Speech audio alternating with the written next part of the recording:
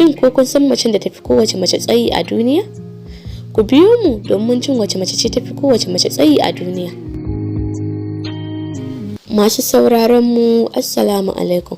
Barkanmu da sake saduwa a cikin shirinmu na halitta aya wanda yake zo muku daga tashar mu ta Fitila RTV, tasha haskaka al'umma, wanda ne Zainab Abdurrahman Dutse zan gabatar. Macen da tafi kowace mace tsayi a duniya sunanta Rumeysa Gelgi.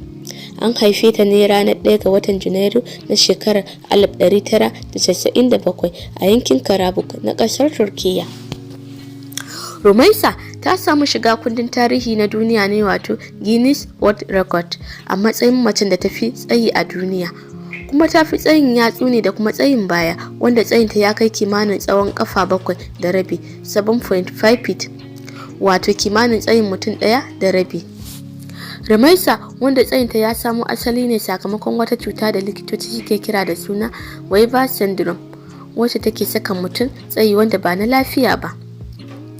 Sakamakon wannan cuta ta tsayi da take da ita, Rumeysa ba ta iya doguwar tafiya, sai dai ta yi amfani da keken zama mai taya wato wheelchair. A ranar 28 ga watan Satumba ne shekara ta 2022, Rumeysa ta cika da murna sakamakon hawan jirgin samanta na farko da ta yi a rayuwarta ta duniya, wanda haka yana ɗaya daga cikin burinta a duniya. Jirgin kamfanin Turkish Airlines shine jirgin da ta hau daga Istanbul, kasar Turkiyya zuwa California ta kasar Amurka. A ranar 28 ne ga watan Satumba shekara ta 2022, Rumeysa ta cika da murna ne sakamakon hawan jirgin samanta na farko da ta yi a rayuwarta ta duniya, wanda haka yana ɗaya daga cikin burinta a duniya. Jirgin kamfanin Turkish Airlines shine jirgin da ta hau daga Istanbul, kasar Turkiyya zuwa California ta kasar Amurka. Da haka muka zo ƙarshen shirin namu na halitta aya,